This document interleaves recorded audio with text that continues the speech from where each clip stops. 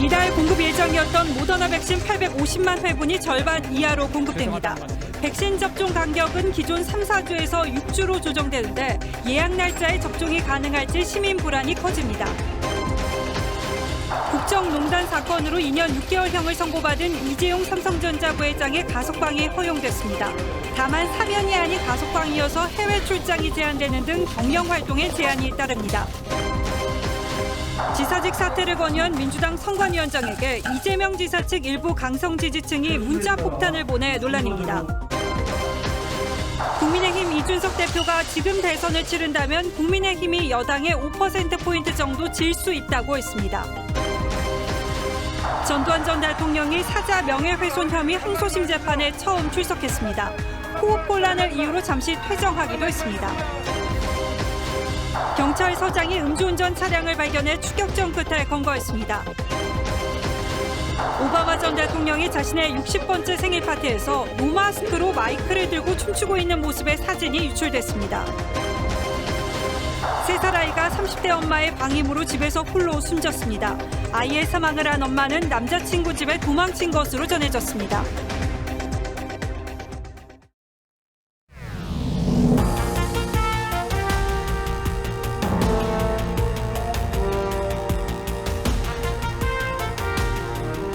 시청자 여러분 안녕하십니까? 뉴스9의 신동욱입니다.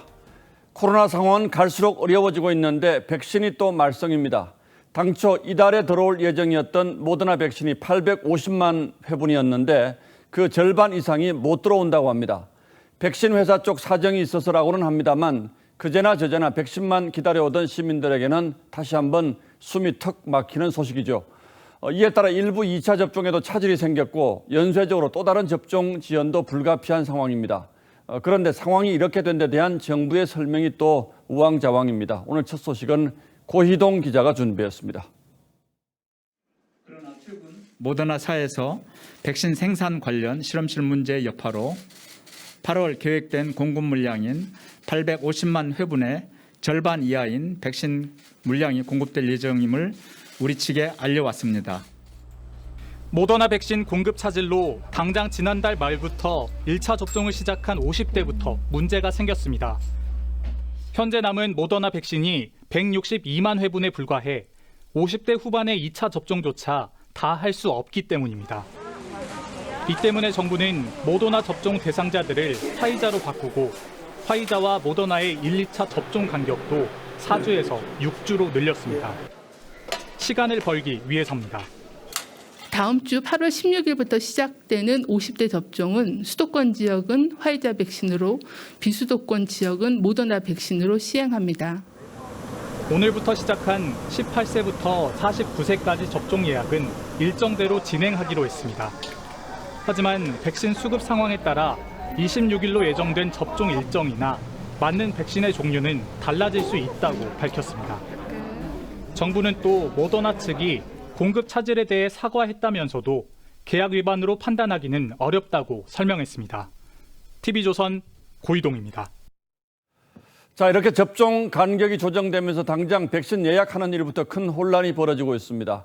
정부 설명과 달리 현장에서는 2차 접종 시기가 2달 뒤로 미뤄지는 일도 벌어지고 있습니다. 대체 어디서부터 잘못됐는지 알 수 없는 혼선에 시민들이 지쳐가고 있는데 이어서 황병준 기자가 보도합니다. 코로나19 백신 사전 예약 홈페이지입니다. 7월 말 화이자 백신 1차 접종을 했는데 2차 접종 일정이 정부가 말한 6주가 아닌 8주 뒤로 잡혔습니다.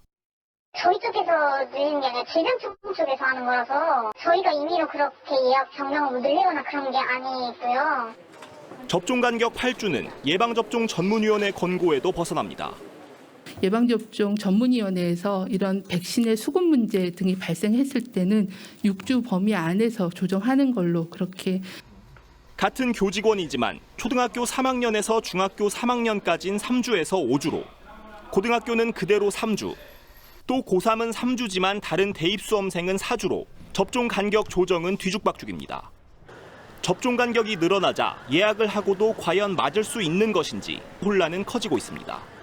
4주라는 정확한 간격에서 갑자기 6주나 8주로 갑작스럽게 말이 변경해버리면 오히려 취소하고 싶은 마음이 또 방역당국은 접종 간격 8주는 행정상의 오류라며 6주 이내로 재조정할 것이라고 밝혔습니다. TV조선 황병주입니다. 정부 발표를 보면 일단 이렇게 된 이유는 모더나사에 있는 것 같습니다. 이유가 뭐든 결과적으로 모더나사가 약속을 지키지 못하고 있는 게 사실이기 때문이죠. 하지만 이렇게 된 정확한 이유를 우리 정부가 제대로 알고는 있는지 미심쩍은 대목이 많습니다. 정부는 이제 와서 보건복지부 2차관, 그러니까 상당한 고위급이죠. 이 2차관을 단장으로 하는 항의단을 보내기로 했다는데 이 호들갑이 또 많은 것을 말해줍니다. 박상준 기자가 더 자세히 설명하겠습니다. 정부가 모더나 측으로부터 8월분 공급 차질 연락을 받은 건 지난 6일이었습니다. 7월 말 공급 지연 이후 문제가 없을 거라던 총리의 일주일 전 담화가 무색해졌습니다. 더구나 모더나 백신의 경우 정부가 제약사와 긴밀히 협의한 결과 백신 공급에 차질이 없을 것이라는 점을 다시 한번 강조드립니다. 정부는 모더나 공급 차질이 세계적인 문제라고 했지만 모더나사에 확인한 내용도 아니었습니다. 우리가 모더나사에 직접 확인한 것은 아닙니다. 정확한 원인조차 파악하지 못하고 있는 겁니다. 발등에 불이 떨어지자 정부는 대표단을 꾸려 미국 모더나 본사를 항의 방문하기로 했습니다. 하지만 정부 말대로 전 세계적인 공급 차질이라면 모더나 측이 우리의 요구만 들어줄 리 만무합니다.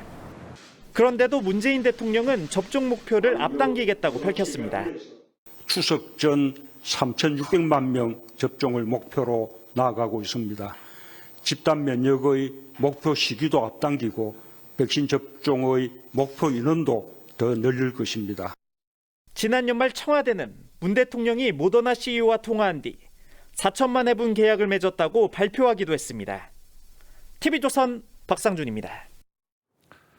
국내 코로나19 신규 환자는 1,492명으로 일요일로는 최다 기록을 또 갈아치웠습니다. 델타 변이 유행으로 중증 환자가 급증했고 곳곳에서 돌파 감염까지 계속되면서 이번 주 후반엔 하루에 2,000명대의 환자가 나올 거란 전망도 있습니다. 정은혜 기자가 보도합니다. 51명이 집단 감염된 부산 기장군의 요양병원. 이 가운데 백신 접종을 완료하고도 감염된 사람은 44명으로 돌파 감염 비율은 19%에 육박합니다. 일부 확진자에서 확인된 델타 변이가 원인으로 추정됩니다. 델타 변이의 영향, 밀폐된 환경에서의 장시간 노출로 인해서 돌파 감염이 예상하는 것보다 좀 많이 발생했을 걸로. 집단 감염이 발생한 서울의 실내 체육시설 19곳 가운데 11곳에서도 델타 변이가 확인됐습니다. 이처럼 델타 변이 확산에 1,000명대 확진자가 한 달 넘게 이어지고 위중증 환자도 한 달 새 3배가 늘었습니다. 비수도권 환자도 연일 40% 안팎을 기록하고 있어 이대로라면 이번 주 후반 하루 확진자가 2,000명을 넘어설 수 있다는 관측도 나옵니다. 사상 처음으로 가장 높은 숫자를 보였기 때문에 2,000명은 가볍게 넘을 수 있다. 그렇게. 4차 유행 확산세에도 2학기 등교는 학습 결손을 막기 위해 단계적으로 확대됩니다. 당장 개학된 수도권에선 3분의 1 이상, 비수도권에선 3분의 2 이상 등교하고 다음 달 6일부턴 3단계에선 전면 등교, 4단계에선 3분의 2 이상이 등교가 가능합니다. TV조선 정은혜입니다. 예, 사실 양으로만 보면 제일 믿었던 게 모더나인데 이렇게 되면 큰일입니다. 무엇보다 일부 2차 접종 시기가 2주 미뤄진다는데 문제는 없는지, 그 다음은 또 어떻게 되는지 하나하나 따져보겠습니다. 자, 윤설기 기자, 일단 네. 2차 접종이 2주 미뤄지는 건 아무 문제가 없습니까? 네, 당초 권고된 1, 2차 접종 간격은 이 화이자가 3주, 모더나가 4주였죠. 예. 그런데 이달 중순 이후 한시적으로 이 간격이 6주, 즉 2배 정도 늘었습니다. 이 접종 간격에 따라 최종 백신 효과가 어떻게 달라지는지 명확하게 규명된 연구 결과는 아직 없습니다. 단 외신에 따르면 2차 접종을 늦추자 더 강한 항체가 생겼다는 일부 연구 결과도 있습니다. 그러니까 전문가들 얘기를 들어보면 이 2주가 어떤 영향을 미칠지는 확실치 않다. 오히려 효과가 더 나을 수도 있다. 이제 이런 얘기도 있는데 그러나 분명한 사실은 이 불안전한 상태로 1차 백신 맞고 불안전한 상태로 기다리는 시간이 더 길어지는 건 사실이죠. 맞습니다. 2차 접종이 늦춰진다는 건 이 보시다시피 1차 접종 효과가 떨어지는 구간이 길어진다는 뜻입니다. 그러니까 2차 접종이 늦춰져 설사 더 큰 백신 효과를 얻을진 몰라도 감염 위험에는 더 장기간 노출될 수 있다는 거죠. 특히 이 경우 변이 바이러스에 취약해진다는 걸 전문가들은 우려합니다. 접종을 늘리면 2차 접종 전에 변이 바이러스의 감염에 또 취약해진다. 돌파 감염이나 이런 감염 우려가 또 커지죠. 이렇게 되면 누구는 3, 4주 만에 2차 백신까지 맞고 또 어떤 사람은 6주 또는 그 이상 더 길어질 수도 있는데 이런 차이는 괜찮습니까? 2, 3주 차이로 백신 효과가 크게 달라지진 않을 거란 분석이 많습니다. 방역당국 또한 다른 나라들도 백신 수급 상황에 따라 접종 간격을 조정한다며 캐나다는 1, 2차 간격을 최대 16주까지 늘렸다고 했죠. 하지만 가급적 제약사가 애초 권고한 접종 간격을 따르는 게 바람직하다고 많은 전문가들은 말합니다. 백신 맞고도 감염되는 걸 돌파 감염이라고 하는데 이렇게 2차 접종까지의 기간이 길어지면 이 돌파 감염의 위험도 더 커집니까? 맞습니다. 특히 델타 변이는 1차 접종만으론 예방이 힘들기 때문에 2차 접종, 나아가 3차 접종의 필요성도 높아지고 있죠. 2차 접종을 서둘러야 할 때 오히려 접종 시기가 늦춰진다는 점에서 우려가 커지고 있습니다. 지금의 확산세를 백신으로 막기 힘들어졌다는 뜻이고 이는 달리 말해 고강도 거리 두기밖에는 현재로선 뾰족한 해법이 없다는 뜻이기도 합니다. 백신 접종이 늦어진다는 얘기는 거리두기 수준을 완화하기가 어렵다. 전 국민들이 거리두기 때문에 통을 받고 있는데 이 기간이 길어질 가능성이 높은 거죠. 예, 계속 지금 백신이 문제가 되는데 이렇게 되면 현실적인 문제도 간단치 않습니다만 국민들이 겪을 심리적 위축감 이게 참 더 큰 걱정이군요. 그렇습니다. 예, 윤슬기 기자 잘 들었습니다.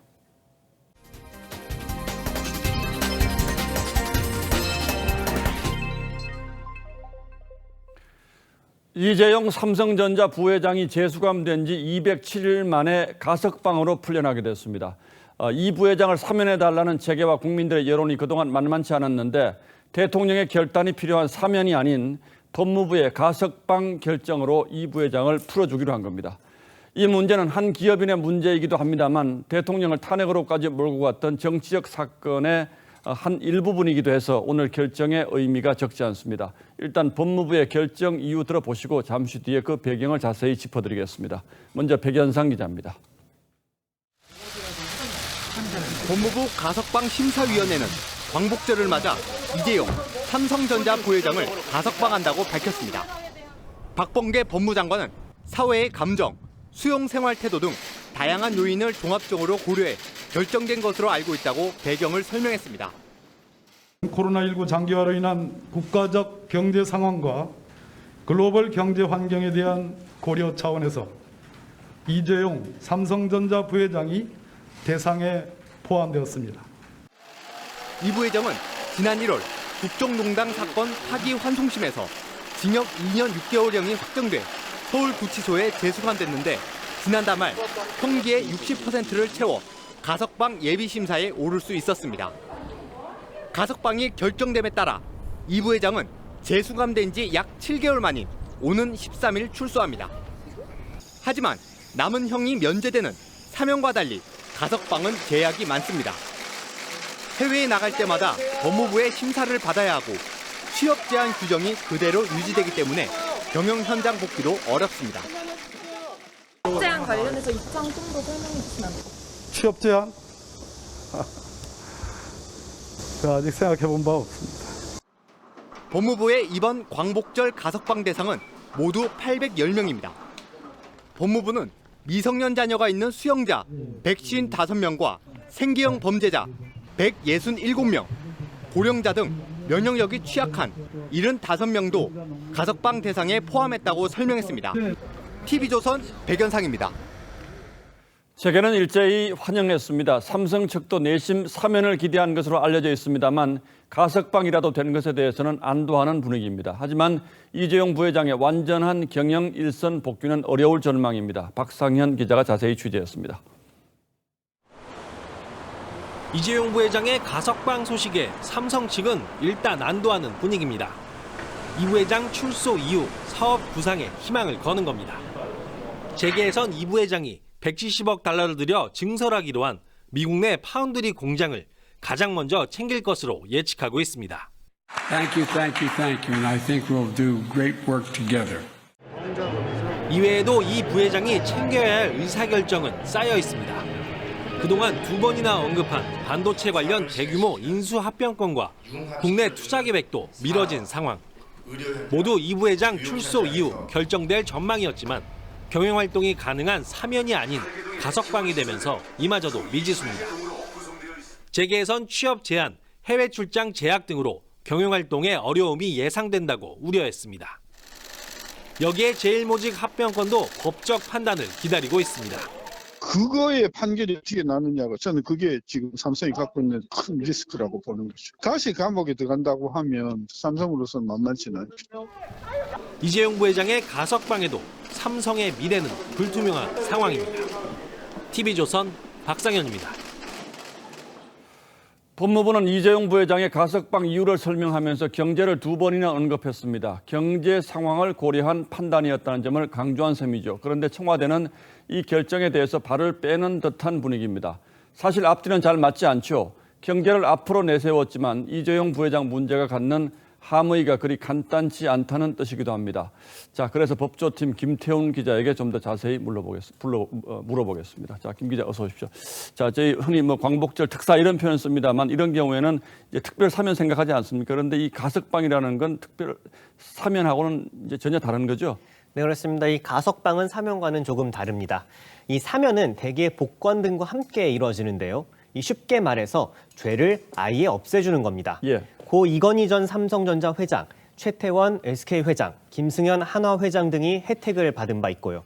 하지만 이 오늘 이루어진 가석방, 이재용 부회장에 대한 가석방은 모범적인 생활을 한 일부 수감자를 조금 일찍 석방해 주는 것에 불과합니다. 자, 그러니까 감옥 안에 두지 않고 몸만 풀어주는 거군요. 그렇다면 이건 활동에는 어떤 제약이 있습니까? 네, 그렇다 보니까 이제 이 제약이 당연히 남아 있는데요. 예. 이 대표적으로 취업 제한이 유지가 되겠습니다. 예. 이 부회장에게 확정된 죄목이 특정경제범죄 가중처벌법에 5억 원 이상의 배임 횡령이었기 때문인데요. 이 좀 복잡하지만 이 법에 해당이 되면 징역형 집행이 종료되거나 집행을 받지 않기로 확정된 날로부터 5년 동안 취업을 제한하고 있습니다. 예. 그러니까 이 부회장으로서는 사면이 되지 않는 한 가석방 이후 6년 동안 원칙적으로 경영일선 복귀가 불가능하다는 뜻입니다. 그렇군요. 이번 가석방은 이제 소위 말하는 국정농단 재판 관련된 가석방이고 이재용 부회장은 다른 문제로 지금 재판을 또 받고 있죠. 네, 그렇습니다. 재판이 2건 더 있습니다. 예. 네, 이 2건의 형사 재판이 이 삼성바이오로직스 관련한 분식회계 의혹 관련한 1심 재판이 한창 진행이 되고 있고요. 이 프로포폴 불법 투약과 관련해서 오는 19일부터 정식 재판이 시작이 됩니다. 예. 이 가석방 기간 내에 이 재판 등에서 금고 이상의 형이 확정이 되면 이 부회장의 가석방은 취소되고 1년 정도 남은 형기를 다시 복역을 해야 합니다. 다만 삼성바이오로직스 관련 재판은 내용이 워낙 방대한 데다가 법리 다툼이 현재 치열한 상황이고요. 그래서 확정 판결까지 1년이 훌쩍 넘을 것이란 예상이 많습니다. 이 프로포폴 관련 재판 역시 대법원의 판단까지 구해본다면 1년을 넘길 가능성이 높아 보입니다. 예, 이런 상태 그러니까 별건 재판이 진행되는 도중에 가석방 한 전례가 없다. 이제 이렇게 주장하면서 가석방 반대하는 사람들도 있는데 이건 어떻습니까? 네, 이 민주노총 등 일부 시민단체들은 이 부회장의 가석방을 반대해 왔습니다. 이 별건 재판 중 가석방 사례가 극히 드물다는 점을 반대의 근거로 들기도 했고요. 예. 또 법적으로는 형기의 3분의 1이 지나면 가석방 대상이 되지만 실질적으로는 형기 70% 이상을 채우지 않고 가석방된 수용자는 이 최근 2010년부터 2019년까지 1% 미만에 불과했다. 이렇게 또 주장을 하기도 했습니다. 예. 그러면서 이재용 부회장이 가석방되는 것은 특혜라고 주장을 했죠. 자, 이제, 특히 별건 재판 중에 가석방된 사례가 극히 드물다 이렇게 주장을 하는데 이 주장은 사실입니까? 네, 그래서 저희가 좀 확인을 해보니까 일단 별건 재판 중 가석방 사례로 이 부회장이 처음은 아닙니다. 예. 그전에 있었던 얘기고요. 예. 이 법무부도 논란을 의식한 듯 가석방 발표 직후 오늘 통계 자료를 좀 공개를 했습니다. 이 20년도에 추가 사건 진행 중 가석방자는 67명이라고 했고요. 최근 3년 동안 형기 70% 미만 상태에서 석방된 사람도 244명이라고 했습니다. 이 흔한 케이스라고 하긴 어렵겠습니다만 이 부회장만 재판 중에 가석방을 허가한 것은 아니라는 취지의 설명입니다. 예. 이 특혜 시비에 대해선 복역률 60% 이상의 수용자들에 대해서 이 특별한 사정이 없는 한 앞으로 계속 확대해 나가겠다 이렇게 말하기도 했습니다. 자, 그리고 이재용 부회장의 사면이라든지 가석방 문제를 둘러싸고 국민들의 관심이 지금 굉장히 뜨겁지 않습니까? 그런데 청와대가 아무 입장이 없다는 것, 이것도 역시 사실은 자연스럽게 느껴지지 않는데 청와대는 지금 아무 논평도 안 냈죠?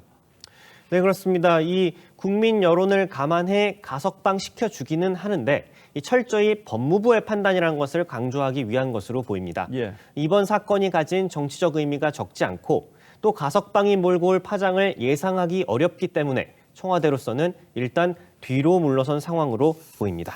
예, 그렇게 봐야 되겠군요. 예, 김태훈 기자 잘 들었습니다. 예, 지금부터는 대선 관련 소식으로 이어가겠습니다. 민주당 이재명 후보가 이른바 네거티브 중단을 선언하고 이낙연 후보도 환영의 뜻을 밝힌 지 불과 하루 만인 오늘도 양측 간의 공방은 이어졌습니다. 대변인단이 총동원되는 전면전의 형태는 아니었습니다만 이재명이 후보가 되면 원팀이 안 된다는 이낙연 후보 측의 발언을 두고 오히려 전선은 확대되는 분위기입니다.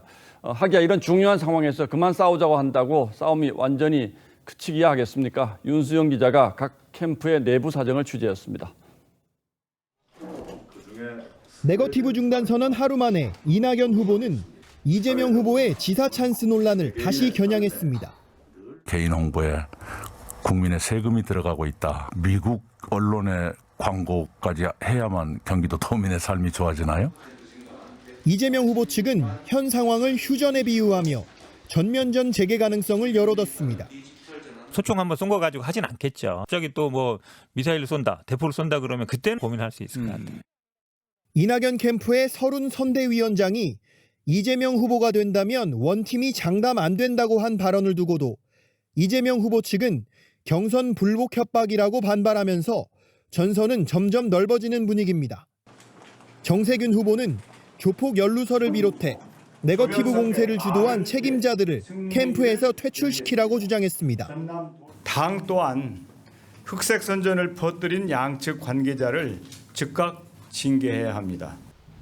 추미애 후보가 제안한 열린민주당과의 합당도 갈등의 불씨가 될 가능성이 있습니다. 이재명 후보는 촛불혁명을 완수해야 한다며 찬성했지만 다른 후보 측은 신중한 반응을 보였습니다. TV조선 윤수영입니다. 이런 네거티브 공방과는 별개로 이재명 후보가 경기지사직을 유지하는 게 조직 자금 면에서 다른 후보에 비해서 유리하다는 이른바 지사 찬스 논란은 가라앉지 않고 있습니다. 민주당 이상민 선관위원장은 이재명 후보가 지사직에서 사퇴하는 게 적절하다고 했는데 이재명 후보의 지지자들이 이 위원장에게 문자 폭탄을 퍼붓고 있어서 더 큰 논란을 낳고 있습니다. 일부 지지자들은 이 위원장의 장애까지 거론하며 입에 담기 힘든 저주를 퍼붓기도 했습니다. 황정민 기자가 보도합니다. 이상민 선거관리위원장이 문자 폭탄에 타깃이 된 건 이재명 후보에 대해 지사로서 선거운동을 하는데 제약이 있다며 도지사직 사퇴를 권유한 발언 때문입니다. 지사직을 갖고 있지만 마음은 콩맛에 가 있지 않습니까? 딱 직책을 놓고 뛰는 것이. 그러자 이 위원장에게 이낙연 부하냐, 국민의힘 첩자냐는 등의 욕설 댓글과 문자 폭탄이 잇따랐고 급기야 휠체어 타고 지옥길 가라는 장애 비하 표현까지 등장했습니다. 이재명 캠프 소속인 안민석 의원도 신중치 못한 언행을 삼가라며 이 위원장을 겨냥했습니다. 소아마비 후유증으로 평소 휠체어를 타는 이 위원장은 씁쓸하지만 감내하겠다고 했습니다. 송관희 위원장은 한마디로 동네 북입니다. 씁쓸해하긴 하지만 감내를 하고. 당 지도부에서도 인신공격이 도를 넘었다는 자성이 나왔습니다. 민주당 당원으로서 수치스럽고 부끄러운 일입니다. 본인들이 지지하는 후보를 오히려 욕먹이는 행동입니다. 진중권 전 교수는 강성 이재명 지지층을 향해 강성 친문을 능가한다고 비판했습니다. TV조선 황정민입니다. 국민의힘은 지난 주말 내내 당 행사 보이콧 논란으로 벌어졌던 윤석열 후보 측과 이준석 대표 간의 갈등이 수습 국면으로 들어간 모양새입니다. 하지만 감정의 골이 깊었는지 이 대표는 오늘 대선을 치른다면 5%포인트 차이로 질 수도 있다고 말했습니다. 야당 상황은 박경준 기자가 보도하겠습니다. 휴가차 경북을 찾은 이준석 대표는 한 토크 콘서트에 참석해 영남은 물론 충청, 강원에서도 과거만큼 지지율이 나오지 않는다며 지금 선거하면 5%포인트 정도 진다고 했습니다. 특정 후보를 언급하진 않았지만 지지율 선두인 윤석열 후보를 비롯한 당내 주자들의 경쟁력이 기대에 못 미친다는 걸 애둘러 표현한 겁니다. 당 행사 보이콧 종용 논란 등 윤 후보 캠프와 당대표 간의 갈등도 위기감을 키우고 있습니다. 콩가루 집안으로 보일 것입니다. 정권 교체를 위해서 우리 당의 구성원들은 모두 한 몸이 되어야 하고 한 목소리를 내어야 하고 이 대표가 너무 후보들을 압박해선 안 된다는 목소리도 당내에서 나왔습니다. 당대표가 자꾸 언론에 받는 것도 좀 그렇습니다. 당대표가 일일이 다 감나라 변하라 일일이 다 대응할 필요는 없거든요. 다만 이 대표가 불문에 붙이겠다고 한 뒤 윤 후보 캠프도 당 행사에 적극적으로 참여하겠다는 의지를 밝히면서 갈등은 수습되는 분위기입니다. 당내 후보 등록을 하게 되면요, 그 모든 절차에 충실히 따르려고 하고. 이런 가운데 최재형 후보 딸은 10살 때 써준 편지를 아버지가 아직도 간직하고 있다는 사연을 공개했고 최 후보도 당의 화합을 강조했습니다. 당대표를 중심으로 우리 당의 모든 역량이 결집되는데 모든 협력을 다할 것이고. TV조선 박경진입니다. 전두환 전 대통령이 고 조비오 신부 사자 명예훼손 혐의 항소심 재판에 처음 출석했습니다. 재판부의 불이익 경고를 받은 뒤 출석한 것인데 재판 도중 호흡 곤란을 호소하기도 했습니다. 오선열 기자입니다. 마스크를 쓴 전두환 전 대통령이 차에서 내립니다. 연희동 자택을 출발할 때 손을 흔들며 혼자 걷더니 법원에 도착할 때는 경호원의 부축을 받습니다. 발포 명령 동의하십니까? 전 대통령이 고 조비오 신부 사자 명예훼손 관련 항소심 재판에 출석한 것은 지난해 11월 이후 약 9개월 만입니다. 지난 5월부터 2차례 열린 공판에는 참석하지 않았는데 재판부가 불이익을 받을 수 있다는 경고를 한 뒤 출석한 겁니다. 이 회의상 출석하지 않은 피고인이 본인에게 이익이 되는 증거를 신청하는 것은 모순되는 행위를 보이므로 재판 초반부터 몸이 불편한 기색을 보인 전 대통령은 25분 만에 호흡 곤란을 호소하며 잠시 퇴정했습니다. 1심에서 유죄 선고를 받은 전 대통령의 항소심 세 번째 재판은 30분 만에 끝났습니다. 고 조비오 신부 측은 신속한 재판 진행을 요구하며 반발했습니다. 고소한 시점으로서 3년 7개월입니다. 재판 지연을 하려고 하지 말고 역사 앞에 선다면 재판은 조속히 결론을 볼 수 있다고 생각합니다. 전 대통령의 항소심 4차 공판은 오는 30일 다시 열릴 예정입니다. TV조선 오선열입니다.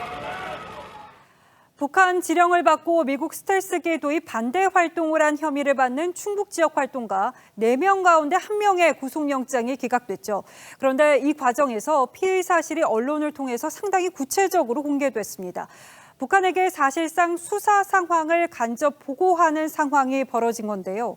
수사 당국은 영장이 기각된 피해자를 의심하고 있습니다. 한송원 기자입니다. 스텔스기 반대 활동을 한 충북 지역 활동가들이 한 인터넷 언론사에 보낸 구속영장 청구 의견서 전문입니다.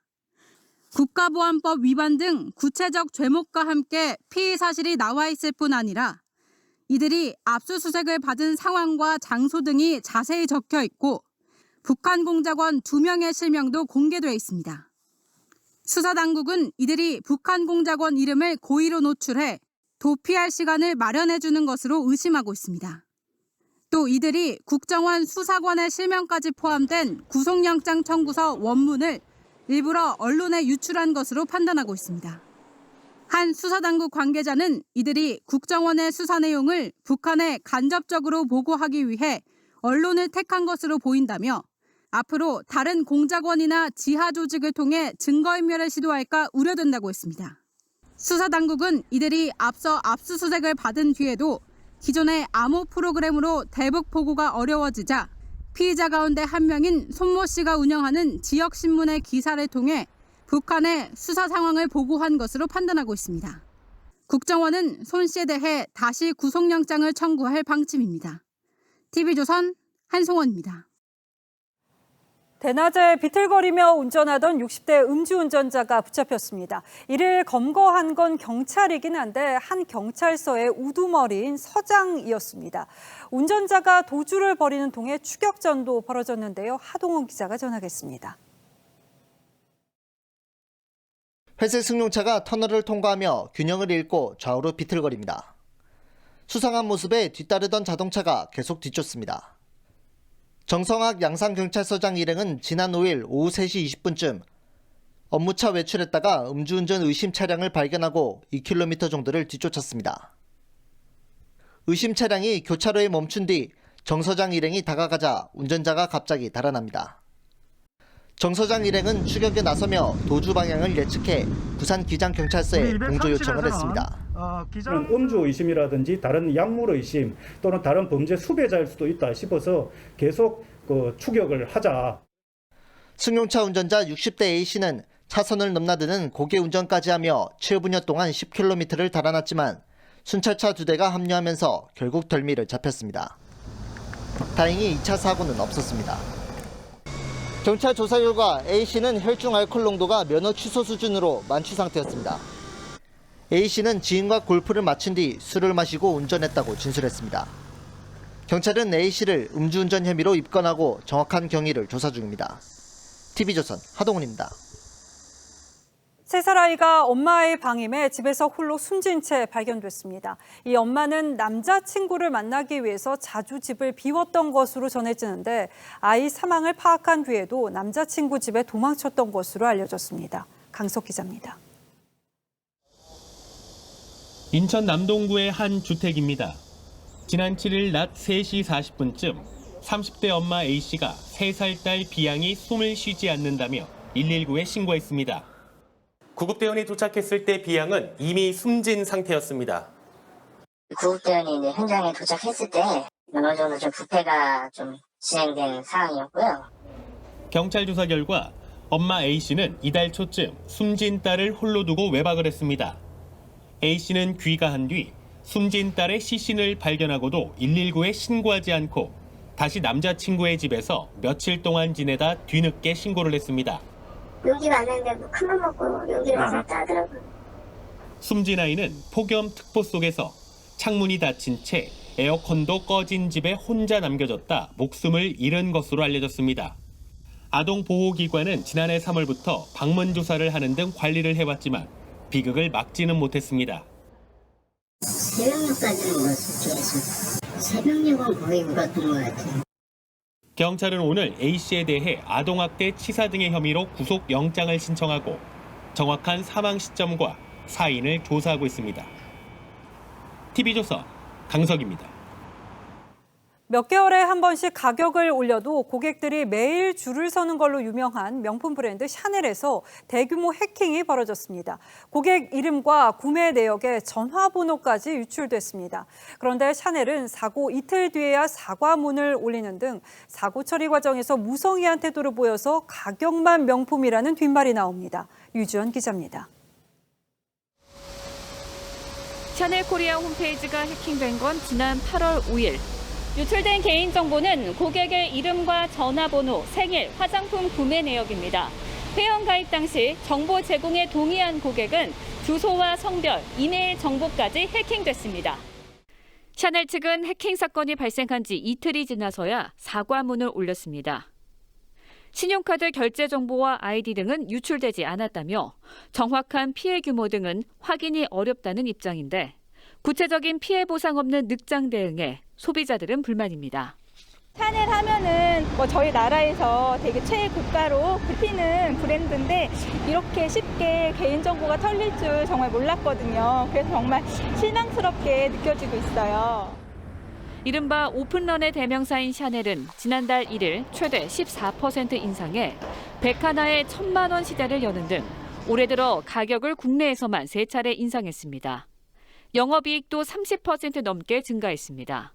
소비자들은 굉장히 명품 브랜드라고 하는 그 이미지를 믿고 소비했는데 앞으로 샤넬에 지출할 때는 정보가 누출된다. 이러한 부담감을 가질 겁니다. 충성도 높은 고객층만 믿고 고객 관리에 허점을 드러낸 샤넬. 가격만 명품이면 다냐는 비판이 거세게 일고 있습니다. TV조선 류주연입니다. 예, 다음 뉴스입니다. 최근 들어서 같은 아파트, 같은 크기라도 전셋값이 수억 원씩 차이가 나는 이른바 삼중 가격 현상이 나타나고 있습니다. 새 임대차법에 따라서 세입자가 갱신권을 쓰느냐 마느냐에 따라서 중간 시세까지 생겨나면서 부동산 시장이 갈수록 혼탁해지고 있습니다. 그런데도 부총리는 얼마 전 이 임대차법이 주거 안정에 기여했다고 했고 법을 밀어붙인 여당은 아무 말도 없습니다. 김연아 기자가 취재했습니다. 서울 마곡동의 한 아파트 단지. 지난달 85제곱미터형 전세가 4억 원과 6억 원, 8억 원대에 계약됐습니다. 비슷한 층수 전세값이 4억 원까지 차이를 보였습니다. 안 올려주면 내가 들어가겠다. 그러면 세입자는 또 나가려면 8억을 줘야 되니까 그러면 조금만 양보해서 이동을 하자. 기존 세입자가 임대료 5% 인상률로 갱신한 낮은 가격과 신규 세입자들이 시세에 따라 계약한 높은 가격, 그리고 집주인이 여차하면 실거주하겠다고 한 경우 세입자가 갱신권을 안 쓰고 울며 겨자 먹기로 시세의 70-80% 선에서 다시 계약하는 중간 수준 가격까지 생겨난 겁니다. 서울 송파구 재건축 단지에서도 같은 평형 전셋값이 최대 5억 원 차이를 보이는 등 최근 부동산 시장에 이른바 삼중 가격이 속출하고 있습니다. 세입자는 계약 갱신을 하겠다. 주인은 시세대로 올려달라 해서 서로 합의를 보고 한 것이 아닐까 싶습니다. 그 자체가 분쟁의 소지를 그 요인을 깔고 가는 거거든요. 시장의 왜곡이 되는 거고. 새 임대차법의 부작용 탓에 전세 시세는 급등하고 이를 감당하기 어려운 주택 서민들의 시름만 깊어지고 있습니다. TV조선 김연아입니다. 지난 6월 광주에서 철거 중인 건물이 붕괴하며 17명이 숨지거나 다친 참사는 결국 인재로 밝혀졌습니다. 불법으로 공사를 재하도급하는 과정에서 무리하게 공사비를 줄이는 것이 결정적인 이유였습니다. 김주영 기자가 취재했습니다. 재개발 현장에서 철거하던 5층 건물이 도로로 무너지며 17명의 사상자를 낸 광주 붕괴 사고. 철거업체는 흙더미를 건물 옆에 10m 이상 높게 쌓아 올린 뒤 굴삭기를 올려 작업을 시작했습니다. 건물 상부는 그대로 두고 내부 바닥 절반을 먼저 철거하면서 흙무게를 견디지 못한 1층 바닥판이 순식간에 무너져 내립니다. 쌓여있던 토사 전체가 도로변 쪽으로 쏟아지며 건물 기둥들이 기울어지더니 곧 건물 전체가 무너집니다. 이번 붕괴 사고의 가장 직접적인 원인은 높이 10m 이상으로 성토된 토사의 무게에 의한 1층 바닥판의 파괴와 국토교통부 조사 결과 해체 계획서의 전문가 검토나 안전관리, 감리 등이 모두 부실했습니다. 원청업체는 평당 28만 원의 철거비를 책정했지만 불법 재하청 과정에서 4만 원으로 대폭 줄었고 총 공사비도 당초 계획보다 6분의 1 수준으로 깎였습니다. 이 하도자들이 정상적이지 않은 방법을 쓸 수밖에 없는 거죠. 관할구청이나 공사원청자나 이게 다 위험한 공사를 지금 종용한 꼴. 국토교통부 건축물사고위원회는 철거 사고의 근본적 방지를 위해서 감리 허가권자 등의 책임 규정과 불법 하도급 처벌 규정을 강화할 필요가 있다고 지적했습니다. TV조선 김주영입니다. 최악의 폭염을 겪은 그리스에서 산불이 나 2주 넘게 타오르고 있습니다. 투명한 바다를 찾았던 관광객 등 수천 명이 대피했고 파르테논 신전 등도 화마에 사라질 뻔했습니다. 터키와 이탈리아 등도 산불로 신음하긴 마찬가지인데요. 모두 기록적 폭염과 무관치 않습니다. 오늘 포커스는 화마에 휩싸인 남유럽에 맞췄습니다. 시뻘건 불길을 뒤로 하고 가방 하나만을 겨우 챙겨 다급히 배로 뛰어갑니다. 간신히 배에 오른 사람들은 불길이 삶의 터전을 집어삼키는 것을 그저 바라만 볼 뿐이지요. 목숨을 건 필사의 탈출. 영화 장면이 아닌 실제 상황입니다. Η ατμόσφαιρα ήταν αποπνικτική. Αν και ήμουν μακριά από τη φωτιά, υπήρχαν παντού στάχτες και καπνό. 그리스 북부 에비아 섬에서 산불이 시작된 건 지난 3일. 걷잡을 수 없이 번진 산불은 하늘마저 붉게 물들였고 주민 수천 명은 한순간에 모든 것을 잃었습니다. Καταστράφηκε ολόκληρο το νησί. Το ωραιότερο νησί ήταν. Και το μεγαλύτερο. Και το μεγαλύτερο της Ελλάδος. 아테네 북쪽 파르니타 산에서 발생한 산불은 도시까지 내려와 파르테논 신전 인근까지 번졌죠. 지난달 말부터 그리스 전역 400여 곳에서 산불이 나 최소 2명이 숨지고 서울 면적에 육박하는 5만 6천 헥타르가 불에 탔습니다. Πώς ερχόταν και η αστυνομία μας έδιωξε, παιδιά, ήταν ένα πράγμα φοβερό. Δηλαδή εδώ έπρεπε μόνο με φως να κυκλοφορήσεις. είχε σκοτεινιάσει, είχαν σκοτεινιάσει τα πάντα. 47도에 이르는 기록적인 폭염과 건조한 날씨 탓에 그리스 산불은 2주째 꺼지지 않고 있습니다. 워낙 건조한 데다 주말 내내 강풍이 분 탓에 진화에 어려움을 겪고 있죠. 한 외신은 지구 종말 같은 광경이라고 산불을 묘사했고 그리스 총리는 악몽 같은 여름을 보내고 있다고 했죠. Προτεραιότητα όλες αυτές τις τελευταίες μέρες ήταν πρώτα και πάνω απ' όλα 여름에 고온 건조한 그리스와 비슷한 기후를 가진 지중해 연안의 남유럽 국가들 모두 산불과 사투를 벌이고 있습니다. 올해 남유럽에서 발생한 산불의 범위는 12만 8천 헥타르, 예년의 8배에 달하는데 서울 면적의 2배가 넘습니다. 지구온난화에 대한 올림푸스 신들의 경고는 아닌지 뉴스9 포커스였습니다. 오바마 전 대통령이 60번째 생일에서 노마스크로 마이크를 들고 춤추는 모습의 사진이 유출됐습니다. 이 오바마뿐 아니라 참석자 모두 마스크를 쓰지 않은 모습이었는데요. 최근 미국은 해당 지역에 실내에서 마스크를 쓰라고 권고한 바 있어서 방역수칙 위반 논란이입니다. 유혜림 기자입니다. 흥겨운 음악이 흘러나오고 버락 오바마 전 대통령이 마이크를 든 채 춤을 춥니다. 다른 참석자들도 마스크를 쓰지 않았습니다. 다닥다닥부터 파티를 즐깁니다. 코로나는 딴 세상 얘기입니다. 지난 토요일 오바마가 환갑을 자축했습니다. 매사추세츠 마서스 비니어드의 저택에는 스티븐 스필버그, 비욘세, 조지 클루니 등 유명인들이 대거 참석했습니다. 당시 미국 하루 평균 확진자는 10만 명을 넘겼습니다. 매사추세츠주는 감염 위험 지역으로 지정되면서 실내 마스크 착용이 권고됐습니다. 바로 전날 바이든 대통령이 마스크와 백신 접종을 강조했지만 어느 누구도 따르지 않았습니다. So wear a mask where recommended. Get vaccinated today. All of that will save lives. 오바마 측은 참석자들에게 음성 진단서를 받는 등 방역 지침을 준수했다고 해명했습니다. 하지만 지난 대선에선 트럼프 전 대통령의 노마스크 유세를 비판했습니다. Last night on his COVID spreader tour, he's going around spreading COVID. 트럼프의 장남은 내로남불이라고 비판했습니다. TV조선 유혜림입니다. 최근 개봉한 모가디슈가 올해 한국 영화 중에서 최고 흥행을 올리고 있습니다. 우선 실화를 바탕으로 해서 관객 눈길을 사로잡았는데 연출력까지 더해졌다는 평입니다. 200만 돌파를 눈앞에 뒀습니다. 최윤정 기자가 전합니다. 역사적인 유행 타임. 1991년 소말리아 수도 모가디슈의 내전으로 한국과 북한 대사관 직원들의 탈출 실화를 바탕으로 만든 영화 모가디슈. 위기를 극복하는 데는 어떤 한 사람의 영웅이 아니라 우리 모두가 그거를 극복해내면 영웅이지 않나 이런 생각을 해보게 되는. 개봉 12일 동안 박스오피스 1위를 수성하며 관객 171만 명을 동원했습니다. 올해 블랙 위도우, 분노의 질주 등 외화가 흥행을 이끌었던 극장가에 한국 영화 중 처음으로 200만 관객 돌파를 눈앞에 둔 겁니다. 영화계는 거리두기 4단계와 올림픽 기간 중에 거둔 흥행이라 더 고무적이라는 평가입니다. 극장의 전폭적인 지원도 개봉에 도움이 됐습니다. 극장이 총 제작비의 50%가 회수될 때까지 수익금을 배급사에 지급하기로 결정한 겁니다.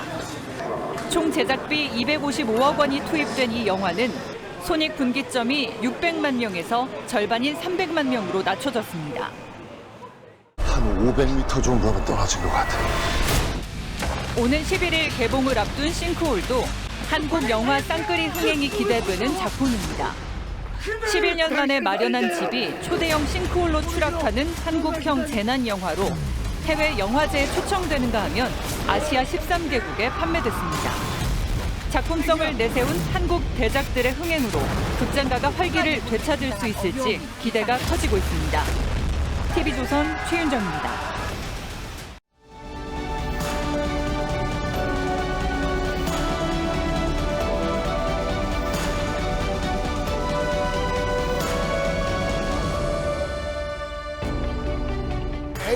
B 무언가를 얘기할 겁니다. 그럼 여러분들은 그 중에 하나를 선택하면 돼요. 내 인생의 좌우명은 A. 가늘고 길게, B. 짧고 굵게. 요즘 유행한다는 이 밸런스 게임에서 이명훈과 영탁은 짧고 굵게를 선택합니다. 사람은 죽어서 이름을 남긴다요. 영국의 문호 벤 존슨도 그랬습니다. 참나무가 300년을 서 있다 통나무로 쓰러지느니 하루만 피었다 지는 5월의 백합이 훨씬 아름답다. 밤새 시들어 죽는다 해도 빛의 화초요 꽃이었으니.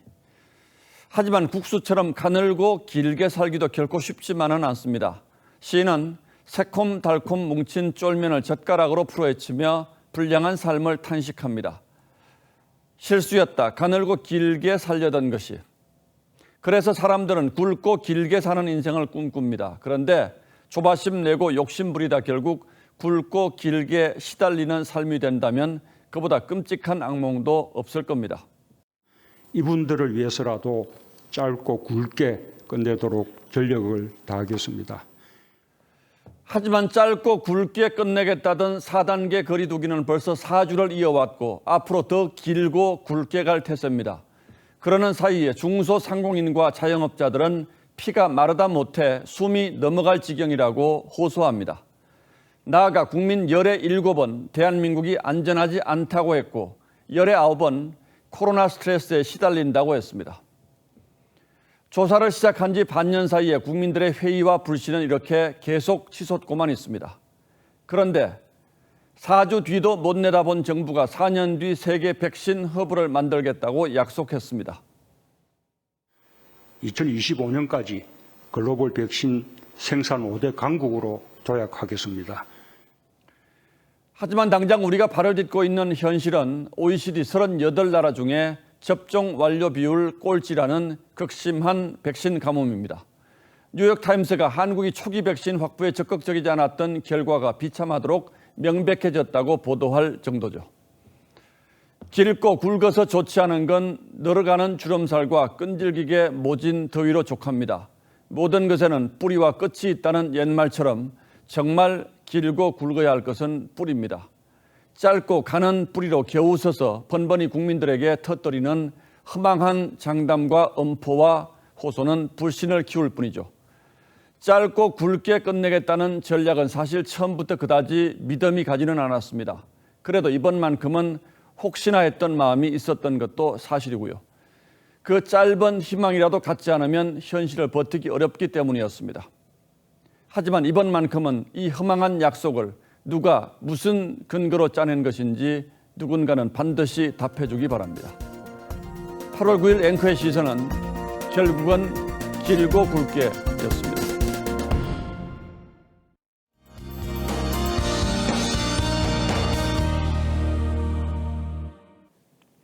이제 폭염의 고비는 넘겼습니다. 대부분 지역의 폭염 경보도 주의보로 완화되는데요. 이번 주는 확실히 지난주에 비해서 더위가 누그러진 걸 느끼실 수 있을 겁니다. 오늘은 서울의 낮 기온이 34도까지 올랐는데요. 내일부터는 30도 안팎으로 떨어지겠고요. 열대야도 누그러지겠습니다. 비 소식도 있습니다. 남부지방은 주 후반에 그리고 중부 지역은 내일 오전에 비가 내리겠습니다. 이 비는 기압골에 의한 비고요. 전국적으로는 대기가 불안정해지면서 소나기가 쏟아질 수 있겠습니다. 시간당 50mm로 매우 강하게 오는 곳도 있겠는데요. 대비하시는 게 좋겠습니다. 내일 낮 기온은 오늘보다 3, 4도 정도 낮겠습니다. 서울과 대구가 30도, 청주는 31도가 되겠습니다. 태풍 루핏은 오늘 오전 소멸했습니다.